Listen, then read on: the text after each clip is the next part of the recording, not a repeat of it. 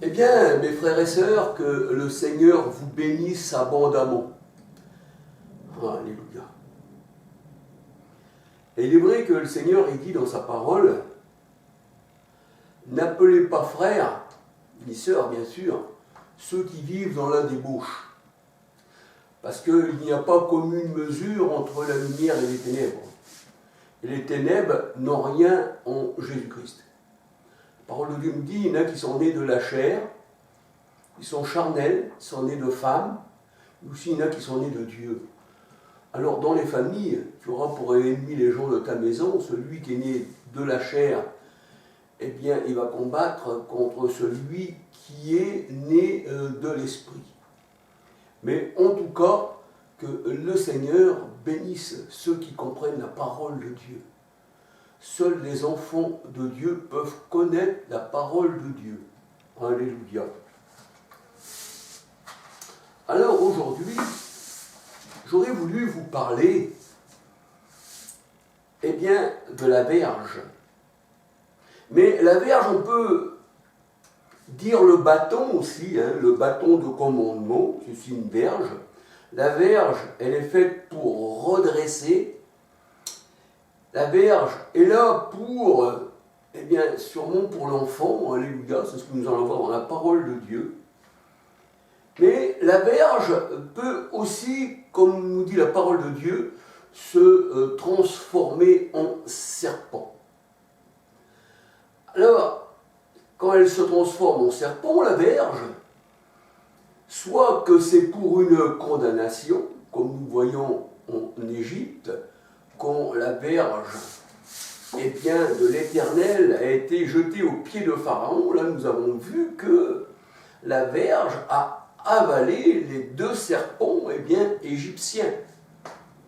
Les deux serpents égyptiens, hein, les mages ont été avalés, parce que la verge représente celui qui la tient, hein, celui qui la détient. Alors on peut dire que la verge, c'est fait pour, bien sûr, le dos aussi des insensés, parce que le Seigneur il s'en sert aussi pour les insensés. La verge est faite aussi pour ceux de la maison, pour le fils. Si tu prends ton fils mais que tu ne lui présentes pas la verge et que tu ne le frappes pas de la verge, ben, il ne va pas t'obéir. Mais la verge, nous allons voir ce que ça veut dire dans la parole de Dieu. Parce que la parole de Dieu, ce n'est pas la parole de l'homme. Alléluia. Dieu ne pense pas comme l'homme. Parce que vos pensées ne sont pas mes pensées et vos voix ne sont pas mes voix. Et la verge, on peut dire, c'est aussi un sceptre. C'est le sceptre d'un roi. On voit que quand Esther elle a touché le bâton, hein, le sceptre du roi, elle avait le droit de s'approcher du roi. Et on peut dire un bâton, on peut dire un sceptre, on peut dire une verge. Mais, c'est ce que nous allons voir dans la parole de Dieu, la verge est aussi la parole de Dieu. Alors là, vous allez dire, Charles, là, il déraille complètement. Oui, il déraille.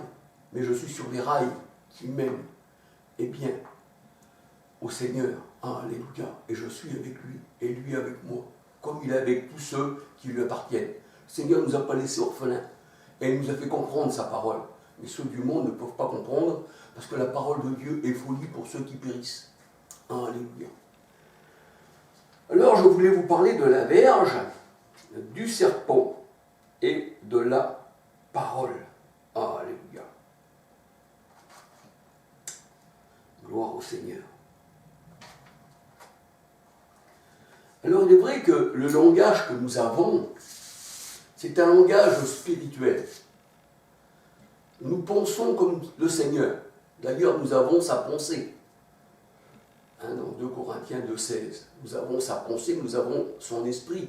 Donc, on est obligé de penser comme lui. Parce que ce n'est pas nos pensées, en fait. C'est les pensées du Seigneur qui sont en nous. Ce n'est pas nos pensées à nous qui sont vers l'Éternel. C'est lui qui nous a donné ses pensées. Et on voit que Pierre, il n'était pas encore affermi. Il fallait qu'il attende la Pentecôte. Et il ne comprenait pas encore trop la parole de Dieu. Pourtant, le Christ, il était là, mais il fallait qu'il soit en eux. C'est pour ça que Jean 14 nous dit, dans Jean 14, 17, il me semble, l'esprit qui est à côté de vous ne sera plus à côté de vous, mais il sera en vous.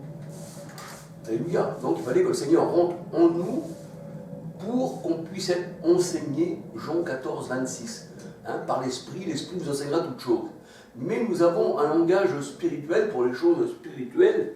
Alléluia. Mais l'homme charnel ne comprend pas ces choses-là. D'ailleurs, quand nous parlons du Seigneur, le Seigneur c'est l'Esprit, le Corinthiens 3, 17, eh bien, ceux du monde ne comprennent pas la parole de Dieu. Et on voit que Pierre, je vais finir parce que j'avais oublié, on voit que Pierre, il se mettait contre les plans du Seigneur, il n'avait pas reçu encore l'Esprit Saint. Et le Seigneur a dit, Pierre, quand tu seras affermi, eh bien, tu prendras aussi soin de mon troupeau, alléluia. Donc c'est à la Pentecôte qu'on reçoit l'Esprit, c'est là qu'on peut partir, c'est là qu'on peut vraiment prendre soin de nos frères, alléluia, avec la parole, avec l'Esprit. Et là, on voit que Pierre s'avait mis contre le Seigneur, mais le Seigneur disait à Pierre, arrière de moi Satan, c'est-à-dire arrière de moi adversité, parce que le mot Satan veut simplement dire adversité, parce que le Seigneur dit, tes paroles ne sont pas les paroles de Dieu, mais tes paroles, c'est les paroles des hommes. Tu as l'esprit des hommes, là, Pierre. Tu ne me comprends pas, mais un jour tu comprendras, quand tu recevras, eh bien, l'onction, l'Esprit Saint. Alléluia. Alors, un langage spirituel pour les hommes spirituels. Alléluia. 1 Corinthiens de 13 à 16. Alors, il est vrai que les religieux ne peuvent pas comprendre, puisqu'ils sont dans des doctrines, puisqu'ils sont dans des religions où on leur inculque un mensonge. Les religions, c'est un mélange de paroles avec aussi du levain. C'est du mauvais pain. Méfiez-vous du levain des pharisiens, dit le Seigneur. Parce qu'il nous faut un pain, il nous faut la parole, Matthieu 4, 4. Il nous faut un pain, Jean 6, 31, le Seigneur, le véritable pain. Celui qui me mange vivra par moi. Il nous faut ce pain-là, il nous faut Christ, c'est notre pain. Et nous avons tous part à un seul pain. Il n'y a pas 36 pains, il n'y en a qu'un seul. Alléluia. Alors, les religieux ne pouvaient pas comprendre le langage du Seigneur, étant dans des religions, parce que leur père, dans la parole, c'était des diables, ça veut dire adversité contre Dieu, un peu comme Pierre, il était devenu un Satan parce qu'il avait la parole du monde. Et là, le Seigneur disait aux pharisiens, vous avez pour père le diable, et vous faites les désirs de votre père, et vous êtes bien les enfants de votre père. Mais là, le Seigneur, quand il parlait de cela, il parlait de ceux qu'enseignaient ces pharisiens. On va dire, tous ces pharisiens avaient des pères, comme des docteurs de la loi, comme Gamaliel, tout ça, on voit qu'ils enseignaient. Paul était assidu au pied de Gamaliel, et quand le Seigneur l'a retiré, eh bien, la parole de Dieu nous dit que Paul regardait ça comme de la boue ensuite. Pourquoi ? Parce que Jean 8, 43, 44, le Seigneur leur disait, pourquoi vous ne comprenez pas mon langage, et pourquoi vous voulez, se mettre contre moi, vous m'insultez, parce que vous avez pour père le diable, et vous ne pouvez pas comprendre ce que je vous dis.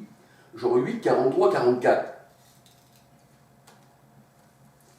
Alors ces gens-là, les scribes et les pharisiens, instruisaient les gens dans l'erreur. Matthieu 7, verset 1 à 13. Étant eux-mêmes égarés, ils égaraient les autres. Ils égaraient leurs enfants. Ce qu'on appelle les enfants du diable. Matthieu 14, verset 15. Matthieu 15, verset 14, pardon. Matthieu 15, verset 14. Proverbe 23, 27 sont des enfants de malédiction. Ceux qui sont, éduqués par les religieux sont des enfants de malédiction. Et le Seigneur dit il disait aux pharisiens, quand vous faites un prosélyte, il est devenu 2 fois pire que vous. Le Seigneur qui dit ça, Matthieu 5, 14, alléluia. Il est venu 2 fois pire que vous, Matthieu 23, verset 15, 16, 2 Pierre 2, verset 12 à 14, alléluia, et Proverbe 23, 27. Et c'est dans ces religieux, parmi eux, parmi ces religieux, que se trouvent les ténèbres. On voit que les pharisiens, avec leur doctrine, ils avaient annulé le commandement de Dieu pour leur tradition, eh bien, les ténèbres ne l'ont pas reçu. Ils n'ont pas voulu de cette lumière, c'est-à-dire qui éclaire, c'est-à-dire de cette lumière spirituelle qui nous font comprendre les paroles de Dieu. Parce que la parole, le Seigneur dit qu'il est la parole qui éclaire tout homme. Alléluia. Jean 1, verset 1, 2, 3, 4, 5, 9, 10 à 14.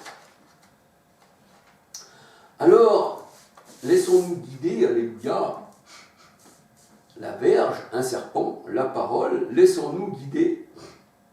Laissons-nous guider, bien sûr, par le Seigneur, 2 Corinthiens 3, 17. Laissons-nous guider par Christ, par son esprit. Nous ne sommes que des chandeliers, des porte-lampes, mais nous ne sommes pas la lumière par nous-mêmes. La lumière, c'est Dieu qui est la lumière. Par sa lumière, nous voyons la lumière. Mais, comme le Seigneur il dit, eh bien, on n'allume pas une lumière pour la mettre sous le boisseau. Alléluia.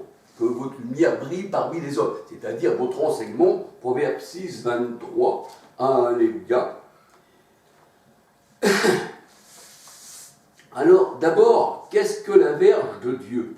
On dit bien la verge de Dieu. La verge de Dieu, c'est les Écritures qu'on parle, c'est pas moi, je cite les Écritures. La verge de Dieu, c'est le doigt de Dieu. C'est sa parole. C'est sa parole. La verge, c'est sa parole. Parce que sa parole devient une verge. Tu frapperas ton enfant de la verge, c'est-à-dire de ma parole. Alléluia. La parole de Dieu, c'est la verge, c'est le doigt de Dieu, c'est sa parole. Exode 8, 12 à 15. On voit que quand Moïse il a brandi la verge de l'Éternel sur l'Égypte, sur les eaux de l'Égypte, Apocalypse 17, verset 1, 15, les eaux représentent les nations, les poules, et l'eau était devenue en sang, et le sang n'est pas bon envers l'œuvre du Seigneur, parce que le sang, la chair, n'hérite pas du royaume des cieux. Les eaux en sang, eh bien, ça représente un peuple charnel qui n'appartient pas au Seigneur. Et nous voyons que Moïse, il a étendu la verge sur l'Égypte, sur les eaux, sur les fleuves qui représentent les hommes dans la Bible, et j'en parle dans mes vidéos. Et là, nous voyons que Exode 8.15, les Égyptiens disaient que c'était le doigt de Dieu. Alléluia. C'est le doigt de Dieu, la verge. C'est la parole, c'est Dieu lui-même, la verge. Alléluia. Alors nous voyons le Seigneur Yeshua. C'est pour ça que la parole, le doigt, l'esprit, eh bien, c'est la verge de Dieu. Nous voyons que le Seigneur Yeshua, c'est-à-dire Jésus-Christ, chassait les esprits impurs par sa parole. Matthieu 8, 16.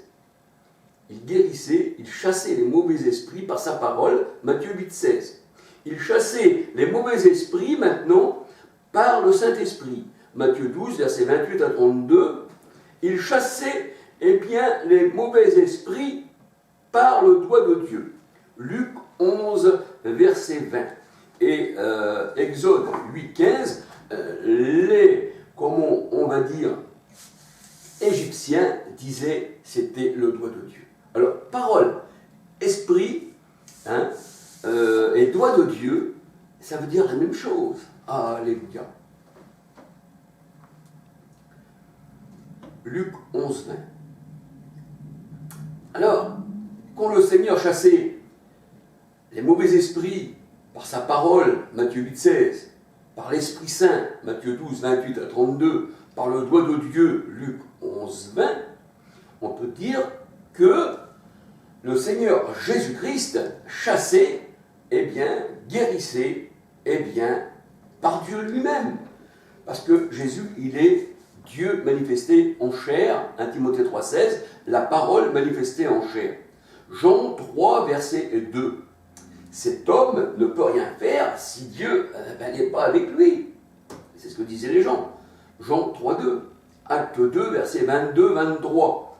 Et la parole de Dieu nous dit, 2 Corinthiens 5, 19, car Dieu était en Christ. Et Jésus, son corps, en était le temple. Détruis ce temple, et en 3 jours, je le relève. En fait, le doigt de Dieu, c'est l'Esprit Saint. Et c'est Dieu lui-même, parce que Dieu est saint et il est esprit. C'est ce que nous dit la parole de Dieu. Dans Deutéronome 9:10, les tables de la loi sont écrites du doigt de Dieu. Deutéronome 9:10. Alors, on peut lire encore Exode 32, verset 19, Exode 31, verset 18. Le doigt de Dieu, c'est la parole, c'est l'Esprit Saint. Les paroles que je vous dis, disait le Seigneur, eh bien, sont esprit et vie. Jean 6, 63. Et ceci est Dieu lui-même. C'est Dieu lui-même. Deutéronome 4, verset 13, parce que Dieu lui-même écrivit les tables de la loi. Alléluia. Dieu lui-même écrivit les tables de la loi. Alors, écrit du doigt de Dieu, les tables de la loi, écrites, on va dire, par Dieu lui-même, on va dire aussi écrites par le Saint-Esprit. Deutéronome 4, verset 13, Deutéronome 5, verset 22. Alors, nous voyons ici que le Saint-Esprit, c'est le Seigneur. Et quand la parole de Dieu nous dit, pour nous, il n'y a pas plusieurs seigneurs, comme si qu'il y avait plusieurs dieux. 1 Corinthiens 8, versets 5, 6, 7. Nous sommes tous abreuvés et baptisés dans un seul esprit. 1 Corinthiens 12, 13. Nous sommes abreuvés. Parce que pourquoi l'esprit, c'est la source? Ah oui, Jean 7, verset 39. Jean 7, verset 37 à 39. Venez-moi, vous tous qui avez soif, et je vous donnerai une eau qui jaillira jusqu'à en vous, jusqu'à dans la vie éternelle. Elle parlait du Saint-Esprit. Donc l'eau, c'est l'Esprit Saint. Et nous sommes tous abreuvés d'un seul esprit. Hébreux 12, verset 13. Et nous savons que le Seigneur est en nous, eh bien, par son esprit. 1 Jean 4, 13. Mais la parole est aussi l'épée. Et l'épée, la parole, elle a 2 tranchants. Hébreux 4, verset 11-12. Pourquoi qu'elle a 2 tranchants, l'épée? Hébreux 4, verset 11-12. Parce qu'elle peut donner la vie, parce que l'épée, c'est la parole. Éphésiens 6, 17, l'épée, c'est la parole, et c'est par laquelle nous combattons. C'est la verge, alléluia, c'est le sceptre, c'est Dieu lui-même, c'est la parole qui s'est fait chair. Et là, nous voyons dans la parole qu'elle a 2 tranchants. Pourquoi? Parce qu'elle peut te donner la vie, une bonne odeur, mais elle peut te donner une odeur de cadavre. C'est pour ça que la parole de Dieu nous dit, dans 2 Corinthiens 2,16, à l'un, elle donne la vie, une odeur de vie, donnant la vie, et les autres, une odeur de mort, donnant la mort. Or, nous sommes le parfum de Christ. Ça veut dire que par là, eh bien, cette épée nous a donné un parfum. Le parfum de Christ. Et c'est l'épée, c'est la parole, c'est Christ. 2 Corinthiens 2, 16. Je crois que c'est 2 Corinthiens 2, 16. Où il était dit, les uns une odeur de vie, les autres une odeur de mort. J'espère que j'ai mis le bon verset. Mais enfin, vous retrouverez dans la parole. Alléluia. Donnant la vie aux uns et la mort aux autres. C'est pour ça qu'elle a 2 tranchants. Alléluia. Alors la verge de Dieu, bien sûr, c'est sa parole. Et avec la verge, il a frappé les Égyptiens. Alléluia. Il a frappé les méchants. C'est ce que la parole de Dieu nous dit. Alors, Ésaïe 11, verset 4. La parole, la verge. Ésaïe 11, verset 4. Je vous parle de la version Scofield et Darby. Et Osée 6, verset 5-6. On voit que la parole, c'est la verge. Il faut donc frapper ton enfant de la verge, de la parole, non comme les Égyptiens, mais le frapper de parole afin qu'il t'obéisse et qu'il obéisse surtout au Seigneur. Alléluia. Alors, il faut écouter la verge. La version biblique, voire Derby, Michée 6, verset 9, il faut écouter la verge. Alléluia. Donc, la verge, c'est l'Éternel. C'est le doigt de Dieu, c'est la parole, c'est l'esprit, c'est l'épée, c'est le bâton de commandement. Alléluia. Et la parole de Dieu est comme un marteau qui brise le roc. Voyez-vous, l'épée, c'est la parole. Et là, c'est aussi un marteau qui brise le roc, c'est-à-dire qui brise les pierres, qui brise les cœurs de pierre, c'est-à-dire les ennemis de Dieu. Ou alors, si nous avons des cœurs de pierre, eh bien, nos cœurs seront changés en cœurs de chair, et Dieu répandra de l'eau sur nous, et va nous purifier, et il va nous donner sa parole, et nous serons ses enfants. Ézéchiel 36, versets 25, 26, 27. La parole, c'est un marteau qui brise les pierres. Jérémie 23, verset 29. Alors, celui qui épargne la verge à son fils, bien, il haït son fils. Proverbe 13, verset 24. C'est par la verge, c'est par le bâton, par la parole que l'on corrige son fils, non par des sévices humains. Non par des sévices humains. Vous pourriez aussi bien prendre une baguette dans la main, physiquement,